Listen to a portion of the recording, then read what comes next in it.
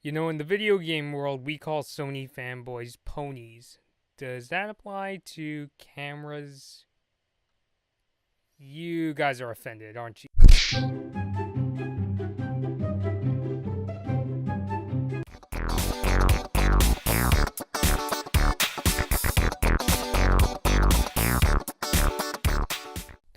What is up, guys? Blood Moon Bobby here, and after 2 years, Sony has replaced their high-resolution full-frame mirrorless camera, the A7R II, with the A7R III.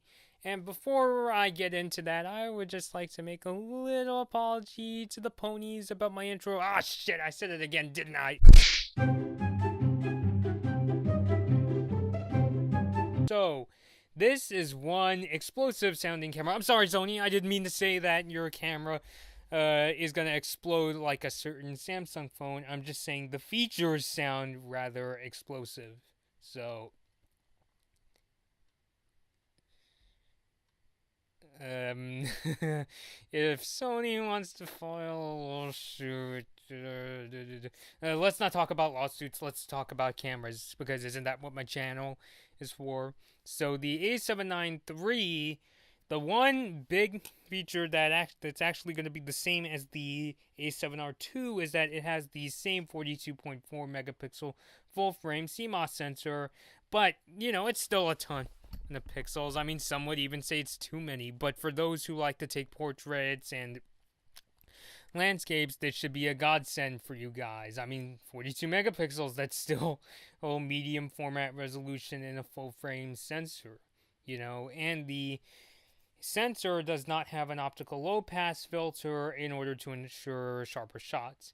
Now, you probably know that without an optical low pass filter, that usually means you're going to get some wall ray, you know, those really janky line effects when you take pictures of like striped clothing or fabric close up.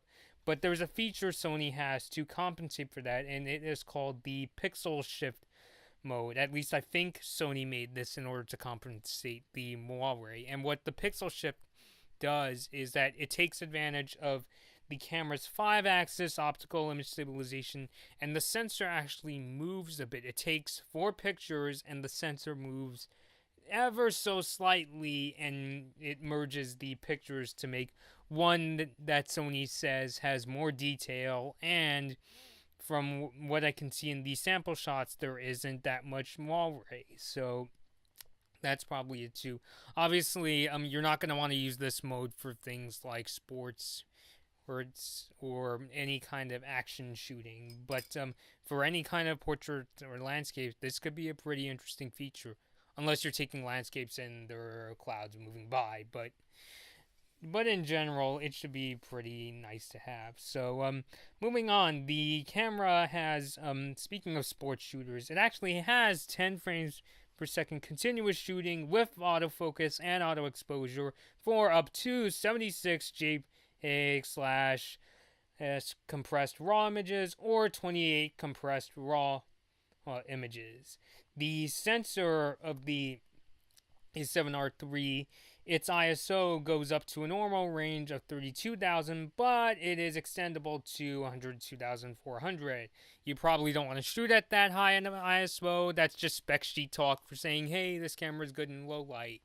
And it should be. So, and well, actually, before I go on to video, the A7R III has 399 phase detection AF points and 425 contrast AF detection points. Now, in case you don't know why Sony is using both, phase detection points tend to be faster, while contrast detection points tend to be more accurate if slower. So it's basically Sony's take on the hybrid AF system we have seen in many other camera manufacturers, including Canon, Nikon, and too many others to count. So, yeah, so it's got super, and from what I've seen Sony cameras in the past, they've had some pretty fast and accurate AF. So it's good to see Sony continuing to advance their autofocus technology. And in terms of video, the A7R III will shoot 4K video at up to 30p. And the thing is, with the A7R III, is that when you're shooting in the super 35mm mode, the camera will use the full width of the image sensor, and it will actually collect data at 5K resolution, but what the camera does is that it oversamples it to make a 4K video. And Sony says by doing this, they're able to pick up more depth and detail. So it's good to know.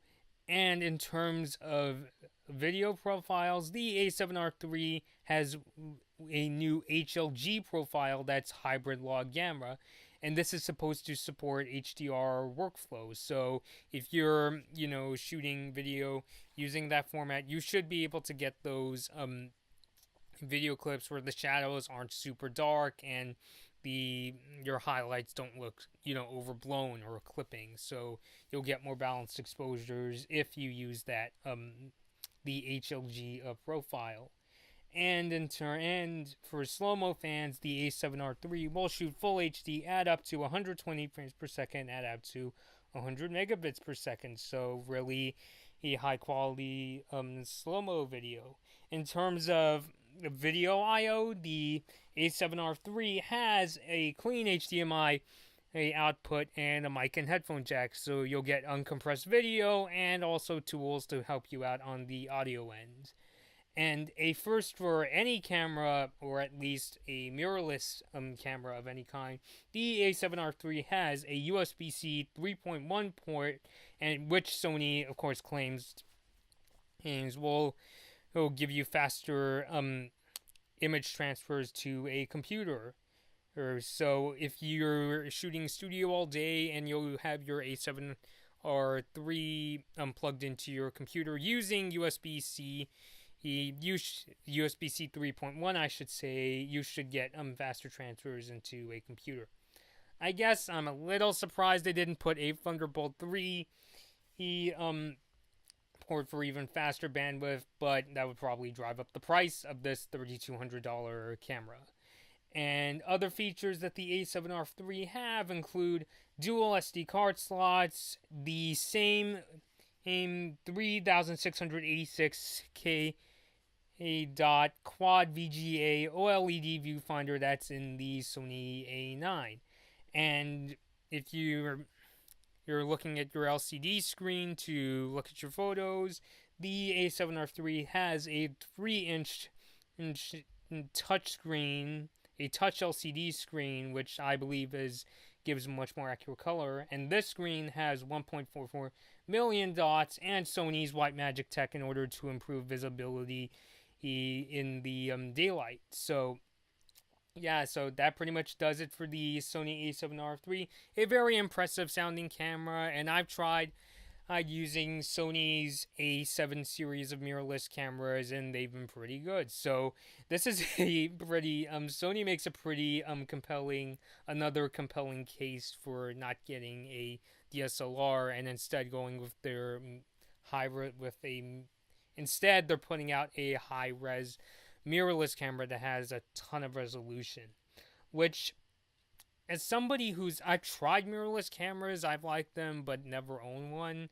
I'm still on the fence with mirrorless, especially in terms of sports. In terms of like landscapes and portraits, I think they can work just as well as a DSLR, but it really remains to be seen that if I could shoot sports with one of these. So, but it's still a pretty cool sounding camera, so should be great for stills and for shooting video.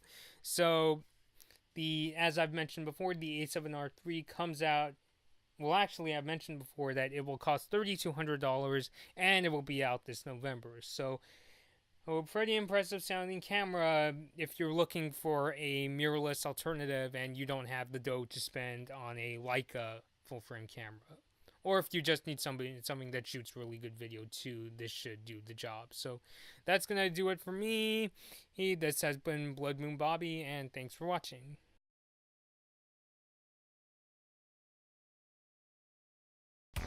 Hey guys, this has been a Blood Moon Bobby video. Please like this video or dislike it, and please subscribe to my channel. Thanks for watching.